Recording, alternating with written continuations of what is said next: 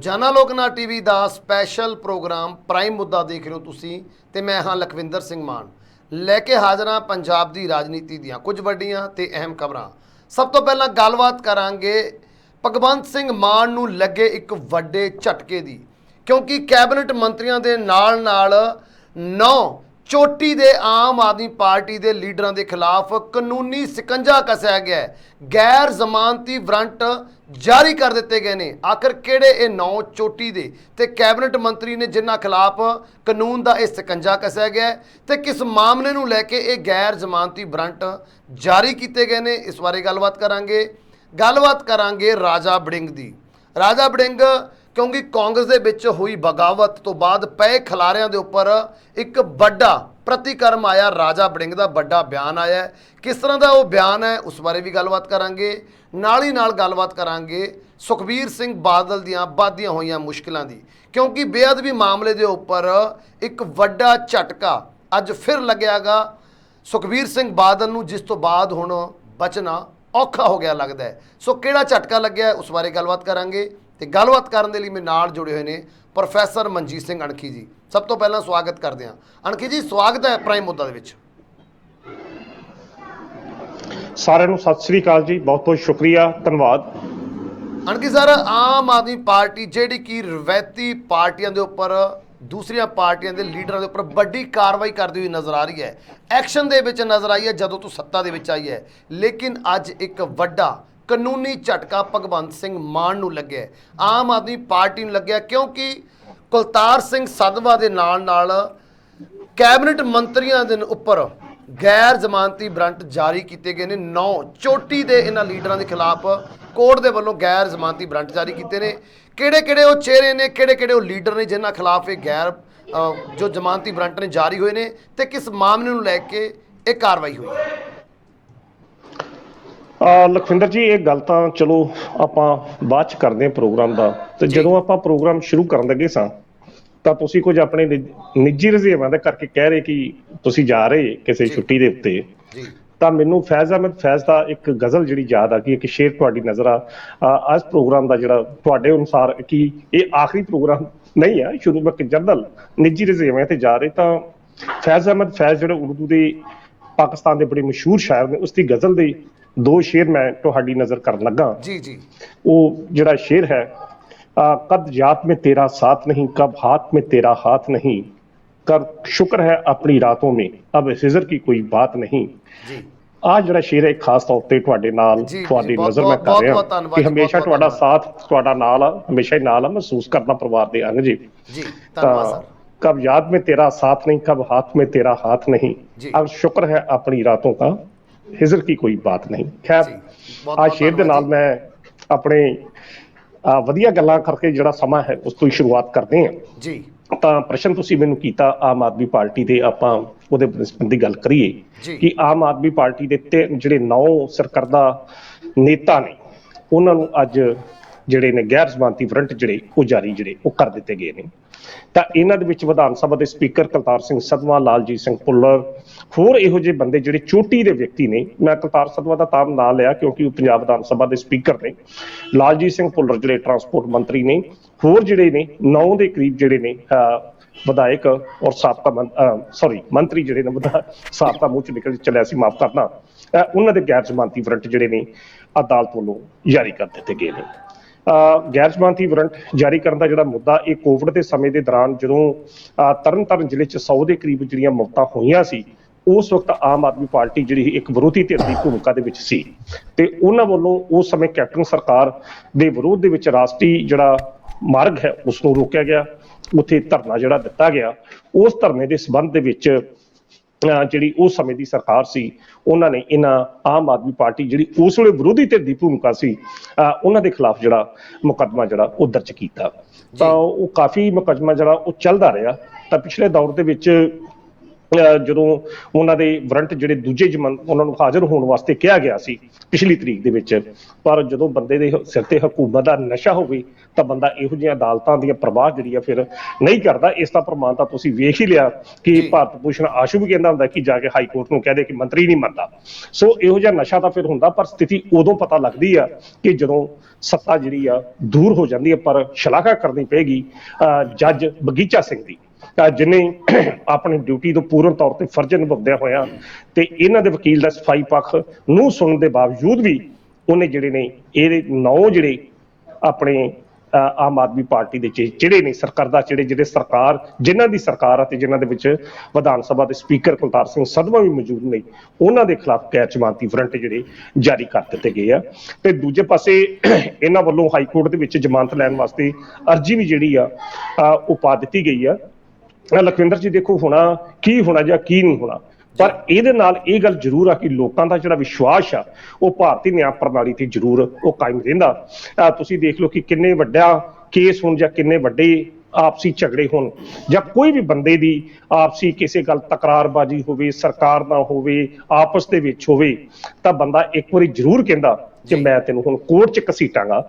ਭਾਵ ਕੋਰਟ ਦੇ ਵਿੱਚ ਨਿਆਂਪਾਲਕਾ ਦੇ ਉੱਤੇ ਅੱਜ ਵੀ ਲੋਕਾਂ ਦਾ ਜਿਹੜਾ ਵਿਸ਼ਵਾਸ ਆ ਉਹ ਬਣਿਆ ਹੋਇਆ, ਤੇ ਸ਼ਾਇਦ ਉਸੇ ਵਿਸ਼ਵਾਸ ਦੀ ਬਹਾਲਤਾ ਜਾਂ ਭਰੋਸੇਯੋਗਤਾ ਨੂੰ ਕਾਇਮ ਰੱਖਣ ਵਾਸਤੇ ਜਿਹੜੇ ACGM ਹਨ, ਜਿਨ੍ਹਾਂ ਨੇ ਬਗੀਚਾ ਸਿੰਘ ਹੋਣੀ, ਜਿਨ੍ਹਾਂ ਨੇ ਗੈਰ ਜ਼ਮਾਨਤੀ ਵਾਰੰਟ ਜਾਰੀ ਕਰਕੇ ਭਾਰਤੀ ਨਿਆਂ ਪ੍ਰਣਾਲੀ ਦੀ ਉਸ ਤਸਵੀਰ ਨੂੰ ਪੇਸ਼ ਕੀਤਾ ਕਿ ਕਾਨੂੰਨ ਦੇ ਸਾਹਮਣੇ ਕੋਈ ਰਾਜਾ ਕੋਈ ਰੰਕ ਸਭ ਬਰਾਬਰ ਨੇ, ਤਾਂ ਇਸ ਤਰੀਕੇ ਨਾਲ ਇਹ ਸਰਕਾਰ ਦਾ ਇੱਕ ਹੁਣ ਉਹਨਾਂ ਨੂੰ ਪੇਸ਼ ਹੋਣਾ ਪਏਗਾ ਜ਼ਮਾਨਤਾਂ ਲੈ ਕੇ ਕੋਰਟ ਦੇ ਵਿੱਚ। ਅੱਗੋਂ ਅਦਾਲਤ ਮਾਨਯੋਗ ਅਦਾਲਤ ਇਹਨਾਂ ਜਿਹੜੇ 9 ਜਿਹੜੇ ਮੰਤਰੀ ਜਾਂ ਵਿਧਾਇਕ ਨੇ ਇਹਨਾਂ ਦੇ ਖਿਲਾਫ ਕੀ ਕਾਰਵਾਈ ਕਰਦੀ ਹੈ ਜਾਂ ਕੀ ਸਜ਼ਾ ਦਿੰਦੀ ਆ, ਇਹ ਤਾਂ ਆਉਣ ਵਾਲਾ ਸਮਾਂ ਦੱਸੇਗਾ।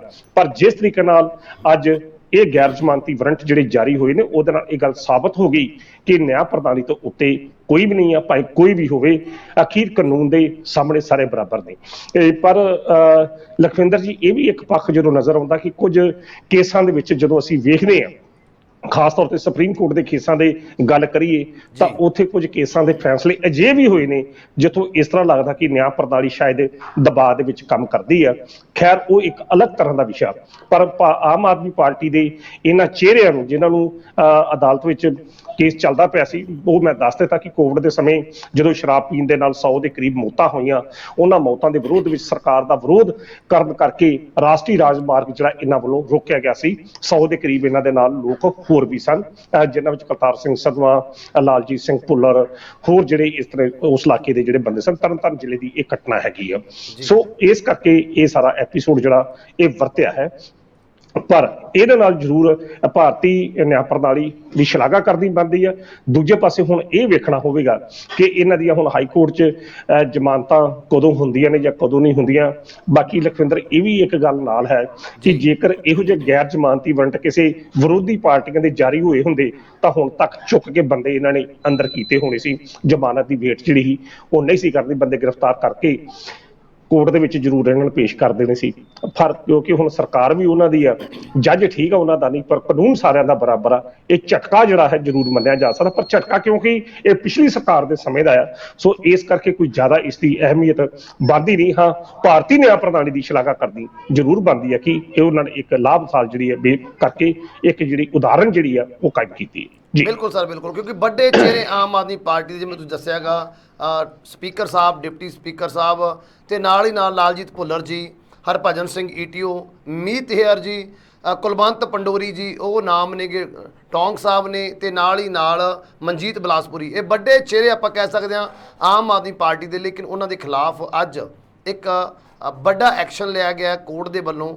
ਗੈਰ ਜ਼ਮਾਨਤੀ ਵਾਰੰਟ ਜਾਰੀ ਕਰ ਦਿੱਤੇ ਗਏ ਨੇ, ਜਿਵੇਂ ਦੱਸਿਆ ਮਾਮਲਾ ਅਣਖੀ ਸਾਹਿਬ ਨੇ। ਸੋ ਅਣਖੀ ਸਾਹਿਬ, ਦੂਸਰੇ ਪਾਸੇ ਹੁਣ ਕਾਂਗਰਸ ਦੀ ਗੱਲ ਕਰੀਏ, ਰਾਜਾ ਵੜਿੰਗ ਦੀ ਗੱਲ ਕਰੀਏ, ਕਿਉਂਕਿ ਅੱਜ ਕੱਲ੍ਹ ਚਰਚਾ ਦੇ ਵਿੱਚ ਚੱਲ ਰਹੇ ਨੇ ਆਪਣੇ ਬਿਆਨਾਂ ਨੂੰ ਲੈ ਕੇ, ਲੇਕਿਨ ਅੱਜ ਵੀ ਉਹਨਾਂ ਵੱਲੋਂ ਇੱਕ ਵੱਡਾ ਤੇ ਅਹਿਮ ਬਿਆਨ ਆਇਆ ਹੈ ਕਾਂਗਰਸ ਦੇ ਖਿਲਾਰੇ ਨੂੰ ਲੈ ਕੇ ਤੇ ਕਾਂਗਰਸ ਦੇ ਵਿੱਚ ਉੱਠੀ ਹੋਈ ਬਗਾਵਤ ਨੂੰ ਲੈ ਕੇ। ਉਹ ਅੱਜ ਫਿਰ ਵੱਡੀਆਂ ਸੁਰਾਂ ਦੇ ਵਿੱਚ ਬੋਲੇ ਨੇ, ਵੱਡੇ ਬਿਆਨ ਦਿੱਤੇ ਗਏ ਨੇ। ਕਿਸ ਤਰੀਕੇ ਦੇ ਉਹ ਬਿਆਨ ਨੇ, ਕਿਸ ਦੇ ਖਿਲਾਫ ਆਏ ਨੇ, ਤੇ ਉਸ ਬਿਆਨ ਤੋਂ ਬਾਅਦ ਹੁਣ ਕਾਂਗਰਸ ਦੀ ਸਿਆਸਤ ਬਾਰੇ ਆਪਾਂ ਕੀ ਕਹਿ ਸਕਦੇ ਲਖਵਿੰਦਰ ਜੀ, ਜਦੋਂ ਅਸੀਂ ਦਿਨ ਚੜ੍ਹਦਾ ਕਾਂਗਰਸ ਦੀ ਸਿਆਸਤ ਤੇ ਹਰ ਖਬਰ ਦੇ ਵਿੱਚ ਰਾਜਾ ਵੜਿੰਗ ਦਾ ਨਾਮ ਜਿਹੜਾ ਜ਼ਰੂਰ ਆ ਜਾਂਦਾ, ਭਾਵੇਂ ਉਹ ਕਈ ਵਾਰੀ ਇਤਰਾਜ਼ ਵੀ ਕਰਦਾ ਹੋਵੇ ਕਿ ਇਹਨਾਂ ਨੂੰ ਕੋਈ ਹੋਰ ਨਾਮ ਲੱਭਦਾ ਨਹੀਂ, ਪਰ ਜਿਹੜੀਆਂ ਸਥਿਤੀਆਂ ਨੇ ਉਹ ਰਾਜਾ ਵੜਿੰਗ ਦੇ ਹੀ ਅੰਤਰਗਤ ਘੁੰਮਦੀਆਂ ਨੇ। ਕੱਲ ਜਿਸ ਤਰੀਕੇ ਨਾਲ ਕਾਂਗਰਸ ਪਾਰਟੀ ਦੀ ਜਿਹੜੀ ਮੀਟਿੰਗ ਉੱਥੇ ਚੰਡੀਗੜ੍ਹ 'ਚ ਚੱਲਦੀ ਪਈ ਸੀ, ਉੱਥੇ ਕਾਫੀ ਕੁਝ ਸਾਹਮਣੇ ਆਇਆ। ਉਸੇ ਸੰਬੰਧ ਵਿੱਚ ਰਾਜਾ ਵੜਿੰਗ ਦਾ ਇੱਕ ਬਿਆਨ ਸਾਹਮਣੇ ਆਇਆ। ਰਾਜਾ ਵੜਿੰਗ ਨੇ ਆਪਣੇ ਕਾਂਗਰਸ ਦੇ ਉਹਨਾਂ ਵਰਕਰਾਂ ਨੇਤਾਵਾਂ ਜਿੱਥੇ ਮੀਟਿੰਗ ਚੱਲਦੀ ਪਈ ਸੀ, ਉੱਥੇ ਉਹਨੇ ਇਹ ਗੱਲ ਕਹੀ ਕਿ 117 ਹਲਕੇ ਨੇ ਪੰਜਾਬ ਦੇ ਵਿਧਾਨ ਸਭਾ ਦੇ, ਤੇ 117 ਹਲਕਿਆਂ ਦੇ ਆਪੋ ਆਪਣੇ ਇੰਚਾਰਜ ਨੇ, ਵਿਧਾਇਕ ਨੇ, ਜੋ ਵੀ ਸਾਬਕਾ ਵਿਧਾਇਕ ਨੇ ਕਾਂਗਰਸ ਦਾ, ਉੱਥੇ ਪੂਰਨ ਤੌਰ ਤੇ ਆਪਾਂ ਕਹਿ ਸਕਦੇ। ਉਹਨੇ ਕਿਹਾ ਕਿ ਕਾਂਗਰਸ ਦਾ ਗੜ ਦੀ 117 ਦੇ ਹਲਕੇ ਜਿਹੜੇ ਹਰ ਜ਼ਿਲ੍ਹੇ ਵਿੱਚ ਕਾਂਗਰਸ ਦੀ ਹੋਂਦ ਜਿਹੜੀ ਹੈਗੀ ਆ, ਪਰ ਕਹਿੰਦੇ ਨੇ ਜਦੋਂ ਵੀ ਲੋੜ ਪੈਂਦੀ ਆ ਕਿਸੇ ਵੀ ਥਾਂ ਤੇ 50 ਤੋਂ ਵੱਧ ਬੰਦੇ ਇਕੱਠੇ ਨਹੀਂ ਹੁੰਦੇ। ਜਦੋਂ ਮੈਂ ਕਿਸੇ ਹਲਕੇ 'ਚ ਜਾਣਾ ਤਾਂ ਉਸ ਹਲਕੇ 'ਚ 50 ਤੋਂ ਵੱਧ ਵੀ ਜਿਹੜੇ ਵਿਅਕਤੀ ਆ ਉਹ ਇਕੱਠੇ ਨਹੀਂ ਹੋਏ ਹੁੰਦੇ।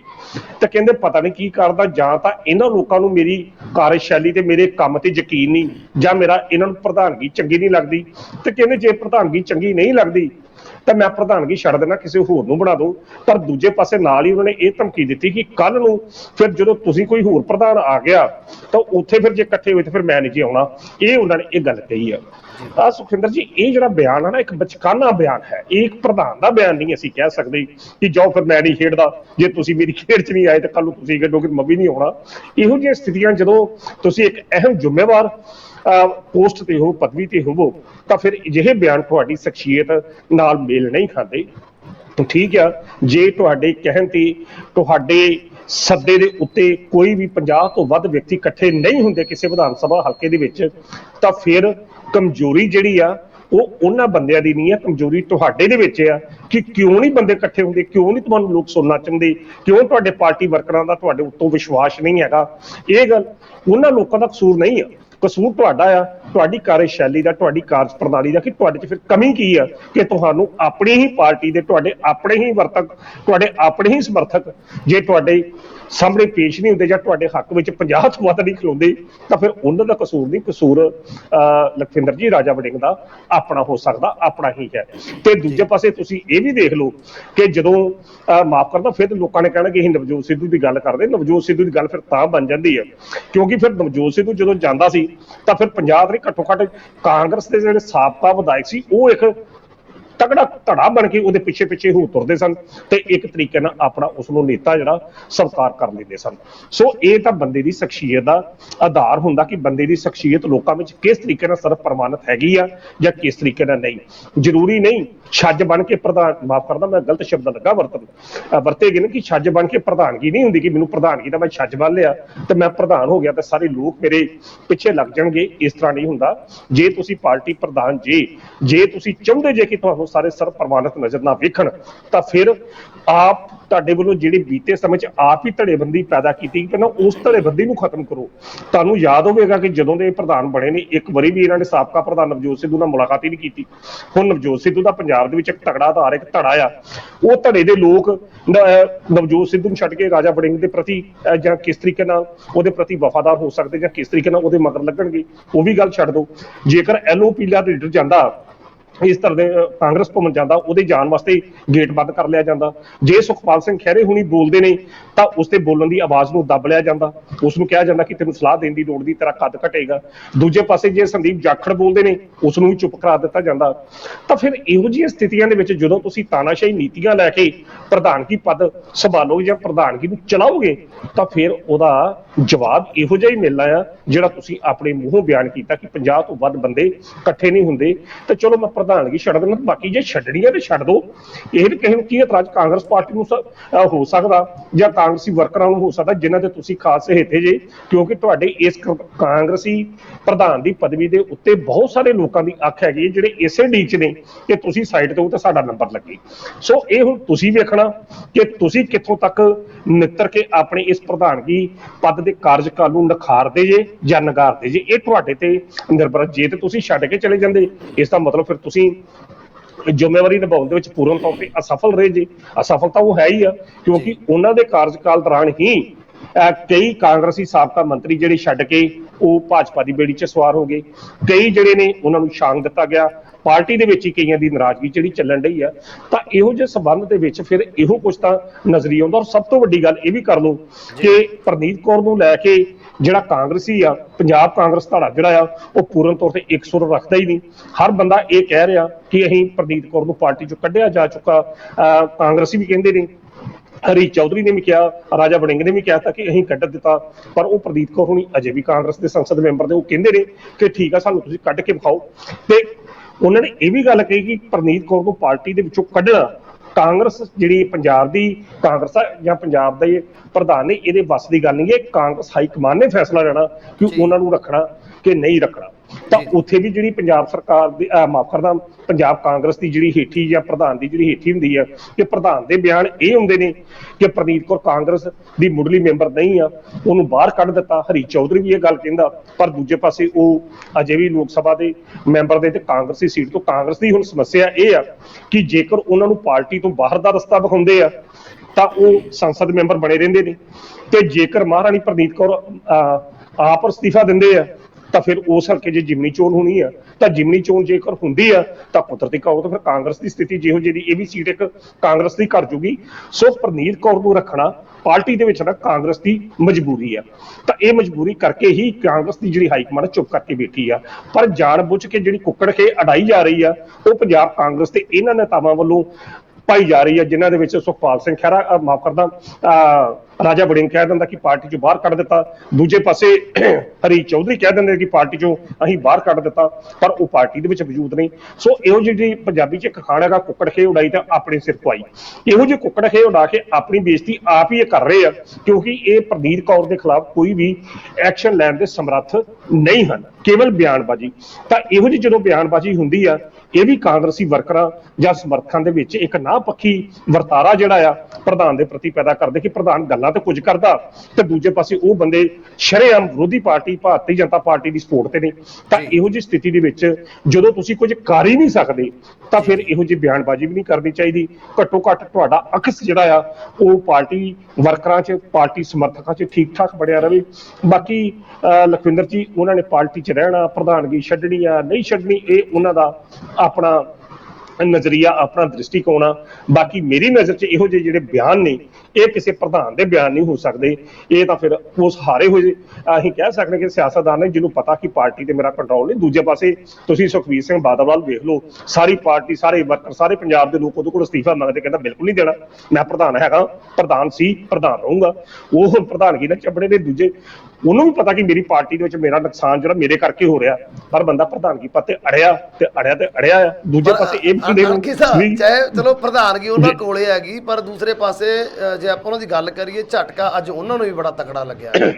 ਉਹ ਵੀ ਹੁਣ ਬੁਰੀ ਤਰੀਕੇ ਦੇ ਨਾਲ ਬੇਅਦਬੀ ਮਾਮਲੇ ਦੇ ਉੱਪਰ ਫਸਦੇ ਹੋਏ ਨਜ਼ਰ ਆ ਰਹੇ ਨੇ, ਕਿਉਂਕਿ ਪਹਿਲਾਂ ਜਿੱਥੇ ਸਿੱਟ ਦੇ ਵੱਲੋਂ ਉਹਨਾਂ ਨੂੰ ਬੁਲਾਇਆ ਗਿਆ ਸੀ ਕੱਲ 30 ਅਗਸਤ ਨੂੰ, ਨਹੀਂ ਪਹੁੰਚੇ, 14 ਤਰੀਕ ਪਾ ਦਿੱਤੀ ਗਈ ਹੈ।